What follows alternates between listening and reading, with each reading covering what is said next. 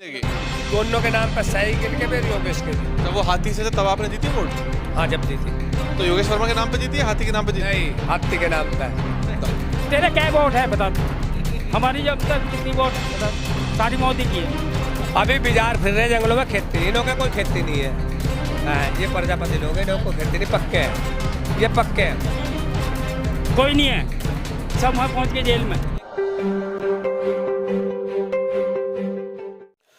उत्तर प्रदेश में 2022 विधानसभा चुनाव के मद्देनज़र हम पहले मेरठ में, कुछ हापुड़ के हिस्से में, कुछ किठौर में, कहीं सियाना में थोड़े ग्राउंड सर्वे कर चुके हैं। फिलहाल इस वक्त हैं हम मेरठ की हस्तिनापुर विधानसभा में।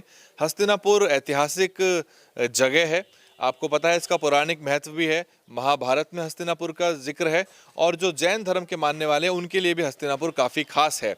हस्तिनापुर का राजनीतिक इतिहास भी उतना ही रोचक है जितना कि हस्तिनापुर रोचक है। एक तरफ गंगा लगी हुई है, दूसरी तरफ मेरठ जिले के अंदर ये हिस्सा आता है हस्तिनापुर का। इस वक्त हम हैं फिटकरी गांव में, सही बोला ना? फिटकरी गांव में इस वक्त हम मौजूद हैं।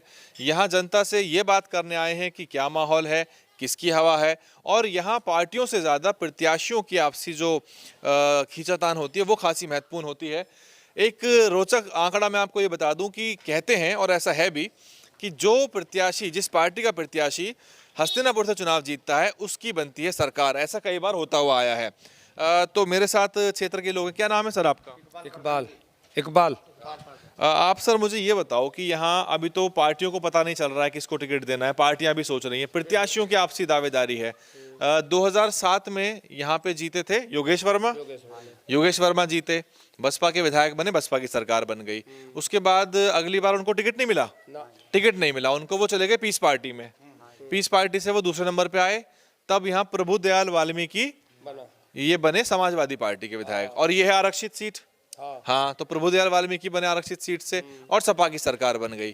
उसके बाद फिर 17 के जब चुनाव हुए तो यहाँ से जीते भारतीय जनता पार्टी के दिनेश खटीक, ठीक है, और ये बन गए यहाँ से विधायक और बनी भाजपा की सरकार। और जब दिनेश खटीक के सामने बसपा के प्रत्याशी के रूप में थे ये योगेश वर्मा थे, कौन थे? योगेश वर्मा थे। तीसरे नंबर पे रहे ये। प्रभुदयाल भी थे, दूसरे नंबर पे रहे थे ये। तो ये कुछ आंकड़े मैंने आपको रफली बता दिए जो मुझे याद थे, गांव के लोगों ने कंफर्म भी कर दिया। अब मुझे बताइए प्रत्याशियों में क्या माहौल है, कौन सा प्रत्याशी की दावेदारी मजबूत है, किस पार्टी से? देखो जी, योगेश की हो सकती है, प्रभुदयाल की तो है ही नहीं हमारे यहाँ। हाँ, योगेश की भी हो सकती है, और जो और कोई नया कैंडिडेट आएगा जैसे डॉक्टर साहब है, और जैसे डॉक्टर हरविंदर की बात कर रहे जी, और जैसे एक वे है आ रहे मलोठिया जी आ रहे हैं, उनके भी सुन रहे हैं। हाँ, ये बात चल रही है। आपका तो बीजेपी का पूर्व विधायक है, उसकी दावेदारी नहीं है? बीजेपी के पूरे विधायक के हमारे यहाँ एक हिस्सा वोट है, बाकी 2 हिस्से वोट और जनता और पार्टियों की है पक्का। और ये प्रशांत गौतम भी हैं, प्रशांत गौतम भी लड़े थे यहाँ से। हाँ, वे तीसरे नंबर पर रहे थे। हाँ, शायद उससे सबसे बेहतर योगेश वर्मा रहेगा या डॉक्टर साहब। सबसे बढ़िया तो योगेश वर्मा को टिकट देगी तो ठीक रहेगा। और डॉक्टर साहब जो थे वो तो एमएलसी का भी चुनाव लड़े थे मेरे ख्याल से। एमएलसी का लड़े थे वे। क्या मुद्दे हैं जिन मुद्दों पे आप लोग वोट देने वाले हैं? क्योंकि इस बार तो किसानों का मुद्दा भी है। अभी देखो खाद भी, डीएपी नहीं मिल रहा था। कुछ किसानों का मुद्दा है, कुछ ऐसा मुद्दा है, खाद वात नहीं मिल रहे, किसान परेशान है। किसान तो सबसे ज्यादा, आराम जनता परेशान है। बनियों का मजा आ रहा, किसी भाव चीज बेच दो। हाँ, लेके 100 को और 200 बेच दो, उन्होंने कोई कहने वाला नहीं। हाँ, भंडार बड़े बड़े उन्हों का। हाँ, जो राशन दे रहे हैं दीवारें वे भी कम दे रहे। राशन मिले यहाँ से और खरीदे कर बाजार चला जा, छुट्टी बस। और क्या, इससे पब्लिक भहका रखी, इन लोगों ने पब्लिक भहका रखी, और कुछ नहीं है काम। आप बताओ जरा कि अभी कुछ बात भी बता रहे थे, आपकी प्रत्याशी थे, कुछ दिक्कत आई आपको? हाँ जी, यही जी हमारे पड़ोस में प्रभुदयाल का खास आदमी जी जगबीर महलौरिया, उसने जो है कल इनके किवाड़ तोड़े, लड़के को मारा, घरवाली भी मारी, और जो है थाने ने पैसा खा लिया, इनकी कोई सुनवाई नहीं जी। वो तो सपा के पूर्व विधायक। हाँ जी, हाँ जी, प्रभुदयाल का खास आदमी जी, दाहिना हाथ। क्या दिक्कत आई? घर पे आ गए महाराज जी, कुछ नहीं, पहले आवाज मार के बुलाया बाहर। कोई कारण तो रहा होगा। कारण कुछ नहीं जी, उनकी बारात चढ़ी, तनु करे कि तुमने पथराव करा। क्या नाम है आपका? पवन कुमार। तो उन्होंने कहा जी तुमने पथराव करा, हम अगर पथराव करते तो मोहल्ले में किसी को तो पता होता। मैं अकेला था घर पे, मेरी घरवाली थी, आए गेट तोड़कर करीब 10-20 लड़के थे, खूब मारा जी घर वाले। आप दलित समाज से हैं आप? हाँ जी। जाटव हैं? वाल्मीकि हैं। हाँ जी, वो भी वाल्मीकि है, हम भी वाल्मीकि वो हैं। भी वाल्मीकि हैं, आप भी वाल्मीकि? हाँ जी। एफआईआर हुई कुछ आपकी? नहीं हुई? गए थाने में गए, अभी उनमें से कोई पकड़ा नहीं गया, कुछ नहीं। चलो ये तो खैर बहुत ही दुखद बात है, क्योंकि चुनाव से पहले इस तरह की चीजें होने, तो वो तो चुनाव भी लड़ेंगे, वो तो आप कह रहे हो। अच्छा, और क्या मुद्दे हैं आप लोगों के? प्रत्याशियों में कौन कौन से प्रत्याशी हैं जो आपको लग रहा है यहाँ पे जो आगे चल रहे हैं? कौन से प्रत्याशी हैं आपके साथ? एक जी हमारे यहाँ से जो है राजपाल डीलर है जी, राशन नहीं देता जी, और जो है बदमाशी दिखाता। बीजेपी और सपा, ऊपर तले बीजेपी और सपा है, और का कुछ नहीं है। हाँ, सपा पे पहले पे रह जाओ या बीजेपी पहले पे रह जाओ, बस ये मुद्दे। आप बताओ बताओ। ये मतलब 5 किलो मिला है, राशन 5 किलो मिल रहा, वो 4.5 किलो दे रहा, वो किस बात पे दे रहा बताओ?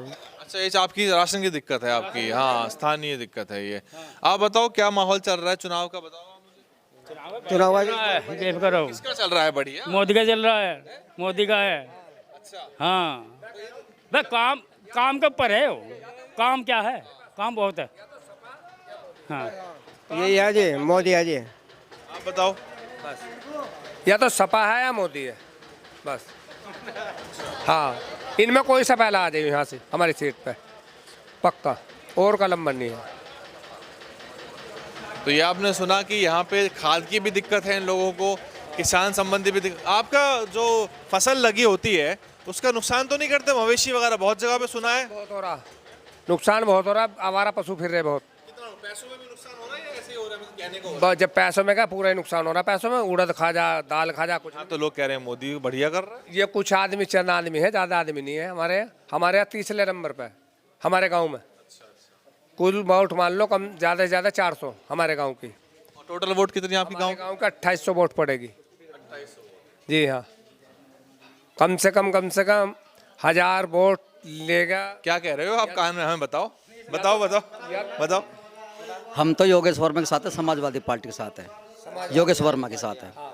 अगर सर टिकट किसको मिल रहा है, कुछ आपको अंदाजा? वर्मा को मिल रहा, विधायक योगेश वर्मा को, समाजवादी से, ये योगेश का। समाजवादी से हाँ जो जी। है हमारे यहाँ, और कम से कम 1700-1800 वोट मिलेगी उस हिस्से।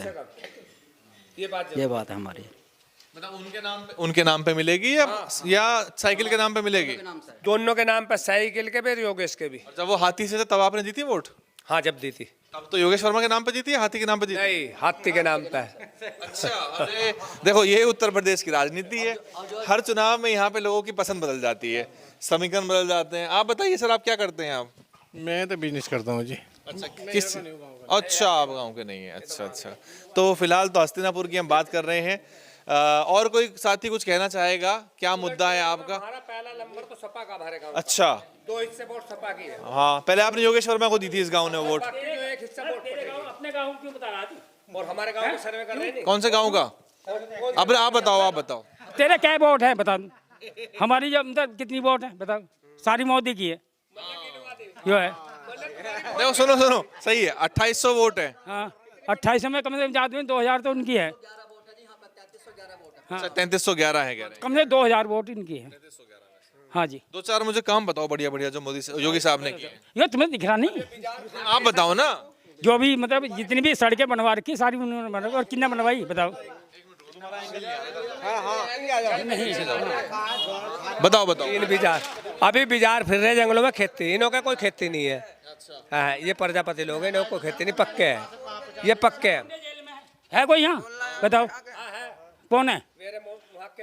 कोई नहीं है, सब वहाँ पहुँच गए जेल में।